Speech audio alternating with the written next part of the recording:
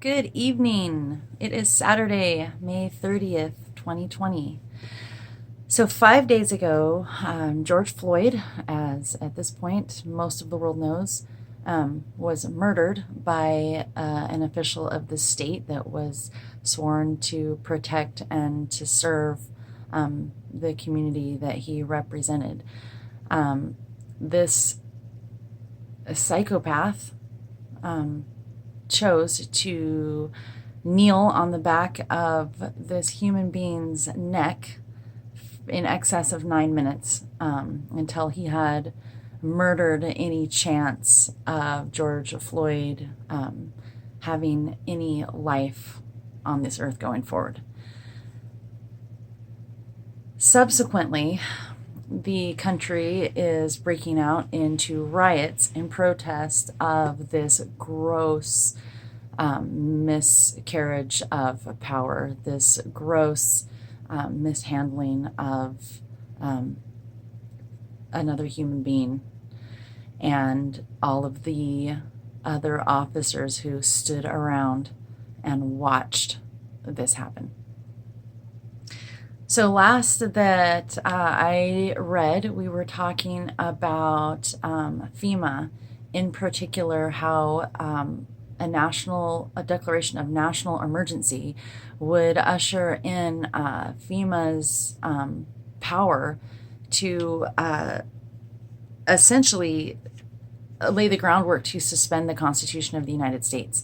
It is my belief that the escalation of this rioting over George Floyd is an example of how the deep state, how the government may use these tactics that they have in place to essentially completely control and suppress the American people.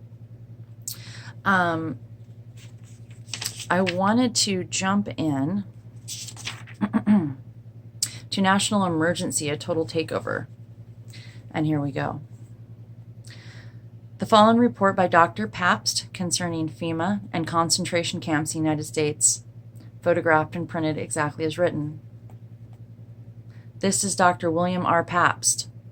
This is my 1979 updated report on the concentration camp program of the Department of Defense in the United States.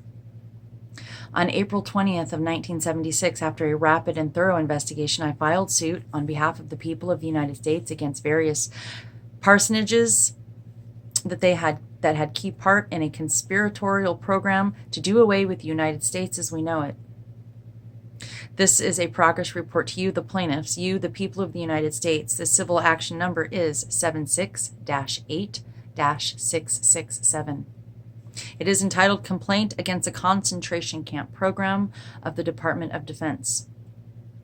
It was filed under the U.S. District Court for the Southern District of Texas, Houston Division. The judge responsible for the case was Judge Carl Bew.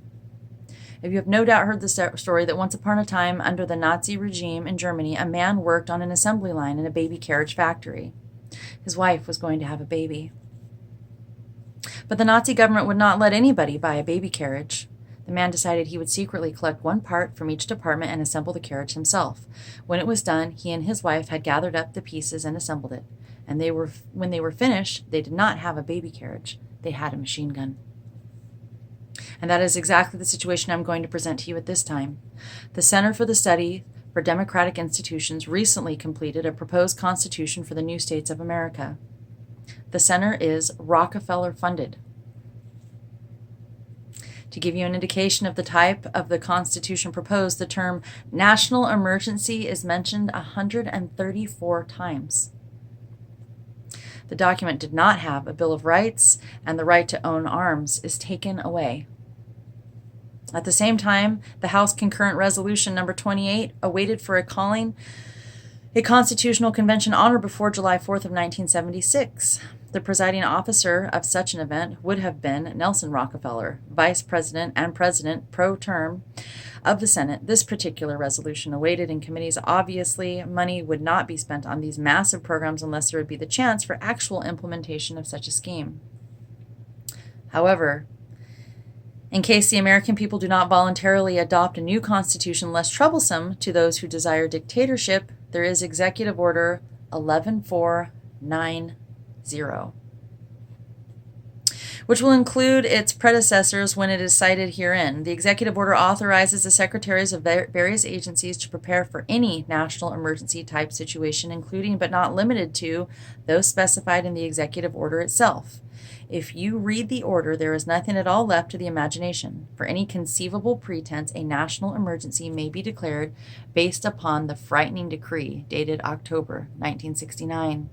The order itself was prefaced in March of '69 by another executive order, which established the federal regions and their capitals. All the departments of the government were involved, including the LEAA, the Law Enforcement Assistance Administration, and the HEW, the Health, Education, and Welfare. Congressman Larry McDonald has revealed to Congress that various guerrilla and terrorist groups were being financed by the federal government.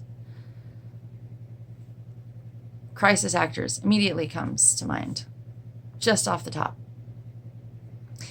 If they, the terrorist groups, actually begin insurgent activities, Executive Order 11490 would be activated. But as mentioned previously, if you will read Executive Order 11490, you will see that, quote, a national emergency may be declared for any conceivable pretense whatsoever. If the order itself were activated, here's what would happen.